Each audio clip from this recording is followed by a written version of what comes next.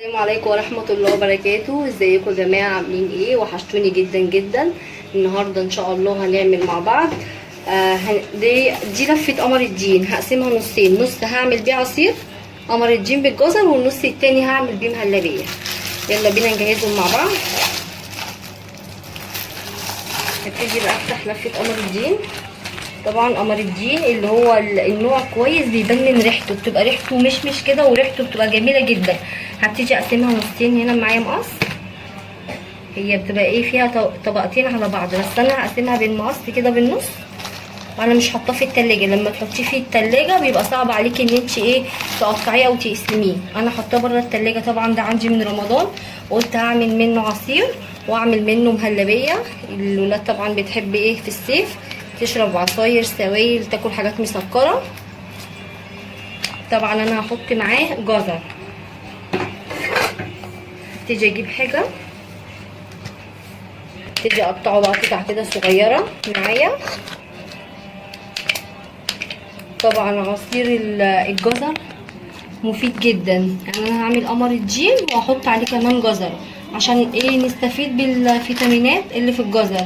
الجزر طبعا فيه فيتامين الف وبيحسن النظر وبيعالج امراض كتير، وحلو جدا للقلب وللكوليسترول، بيخفض نسبة الكوليسترول في الدم، والمعدة برضو كويس جدا. تيجي بقى احط عليها ايه الجزر بتاعي،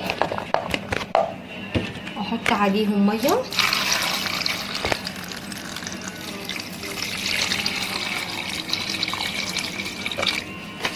واحط بقى سكر. السكر حسب الرغبه، هحط 3 معالق كبار. احطهم بقى على النار لحد ما الجزر يستوي معايا.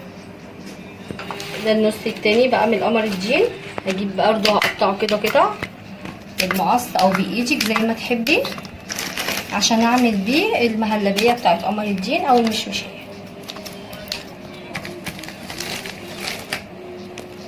طبعا انا علقت على الجزر بالقمر الدين، حطيته على البوتاجاز عشان الجزر يستوي. الجزر انا كنت مقشراه وغسلاه ومقطعاه حلقات. خلاص كده انزل بقى على نص لفه قمر الدين، بتاخد 2 كوباية ميه بالمج اللي هو ايه المج العادي. اجي بقى انزل كده. لو انت هتعملي لفه كامله بتاخد 4 كوبايات. احط عليها 3 معالق سكر. لا هحط معلقتين بس، لان قمر الدين فيه سكر، لو احتاج سكر تاني نحط له طبعا السكر حسب الرغبه. اقوم بقى احطهم على النار لحد ما يدوب معايا قمر الدين وارجع لكم. خلاص كده داب معايا تماما، ما بقاش في اي تكتلات. بصوا اهو. هبتدي بقى ايه اجيب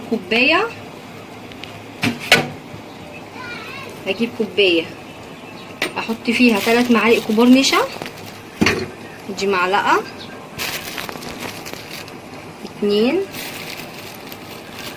3، وهكمل بقى بقيه الكوبايه ميه.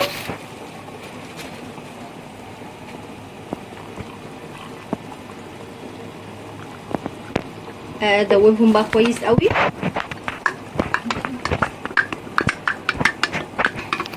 اقلبهم لحد ما يدوبوا تماما في الميه. هبتدي بقى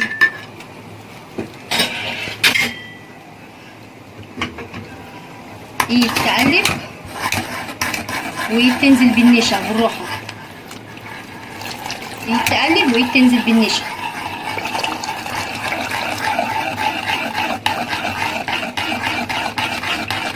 اقلب على طول عشان النشا ما تعملش معايا اي تكتلات.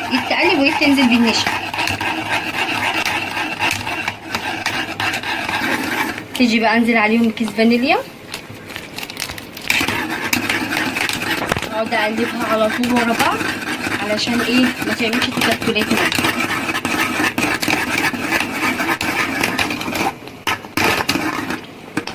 خلاص كده ده القوام المظبوط اللي انا عايزاه.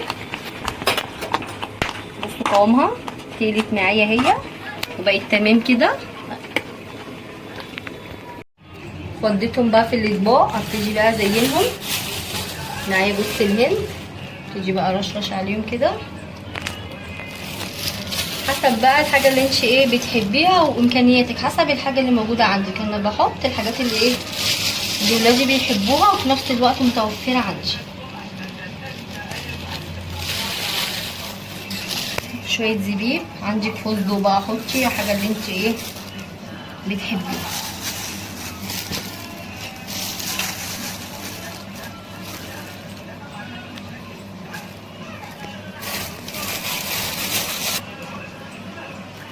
دي بقى شوكولاته كريسبي اللي بيحبوها، فانا بقى ايه بحب ادخل لهم الحاجه اللي بيحبوها عشان ايه ياكلوا الحاجه اللي انا بعملها.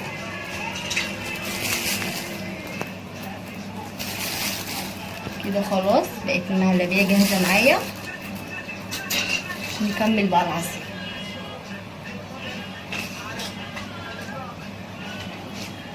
العصير بقى نزلته من على النار خلاص. كده الجزر استوى معايا، بصوا شكله بقى عامل ازاي، قمر الدين مع الجزر. بجد الجزر من الحاجات الجميله جدا، المفروض الكبير والصغير ياكلها من كتر فوائده العظيمه. جميل جدا الجزر، غني بالفيتامينات وبالالياف. اللي عنده بيعمل رجيم ياكله جميل جدا. اللي معدته وجعاه، عنده امساك، قولون، نظره ضعيف، دي فوائد جامده جدا. يا ريت الناس كلها يعني ايه تهتم بالحاجات المفيده دي احسن من العلاج. يعني ربنا جعل في الفاكهه وفي الخضار فيتامينات كتيره بس ليه احنا ما بنهتمش بالحاجات دي. اجيب بقى الخلاط بتاعي وانزل بقى افضي الكميه اللي معايا كلها في الخلاط. تيجي بقى انزل عليهم بكيس من الفانيليا، هعملهم بقى في الخلاط وارجع لكم. خلاص كده وصفتي بقت جاهزه. عصير جميل ومفيد ومن غير مواد حافظه، حاجه مضمونه انت عاملاها بايدك في بيتك لاولادك، مفيده. واشوفكم في وصفه جديده. والسلام عليكم ورحمه الله وبركاته.